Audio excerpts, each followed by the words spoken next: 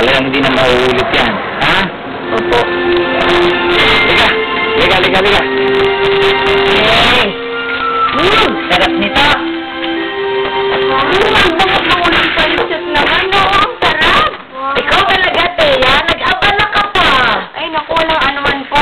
Pasasalamat ko lang po sa inyo dalawa ni Doc Aga. Naku, okay lang yun. At saka gusto naman namin talaga nandito si Sophie. Para may kalaro naman si Butching. Habang ikaw ay nag-opisina, ay alam mo nandito yung bata. Salamat, diba? Talaga may malasakit kayo dito kay Sophie. Oo naman. Sabihin daw. Ay, May bisita na. Tama. Ayan, meron tayong thank you, handa. Bigay ni Teya. Teya, thank you naman. Kabala ka pa. Sandali.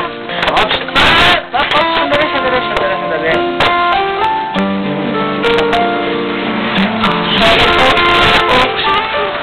Kailan, hindi ko talaga ako nabundi. Kini ko lang po yun. Para makakain ng libre.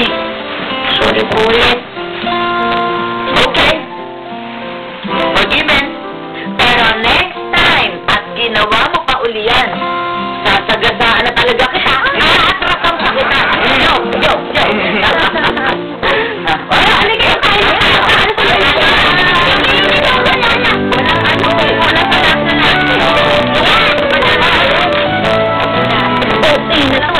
Umagalas siya tayong pagdalaw niya. Baka gusto niya rin makapaglaro. Wala kalasa-lasa. Pwede ko ba yan? Tinata? Dadagdagan ko na. Kaya? Ano yan?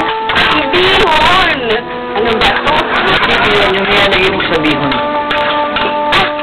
Ito lagi kong dala sa Betsin kasi itong sasabihin, hindi talaga siya kumakain ng walang lasa eh. Kaya lagi kong dala sa bag ko, oh. Hindi na yan, ha? Teka. MSG yan. Kaya siguro parating nahihilo si Sophie dahil sa sobrang yung MSG sensitivity niya. Hindi maganda sa katawan. Ang lako, no? Oo, pala may kasalanan mo sa pangmakamit ito.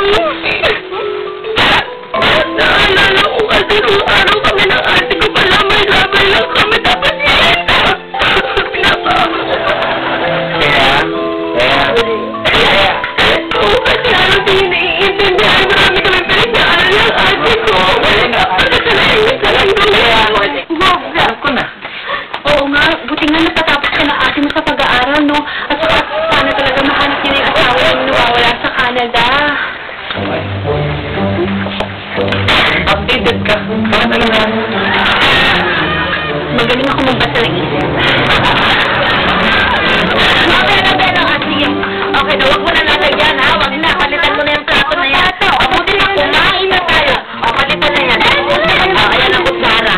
Sige na lang kayo, sige. Ayan, sige. Ano mo? Ayan.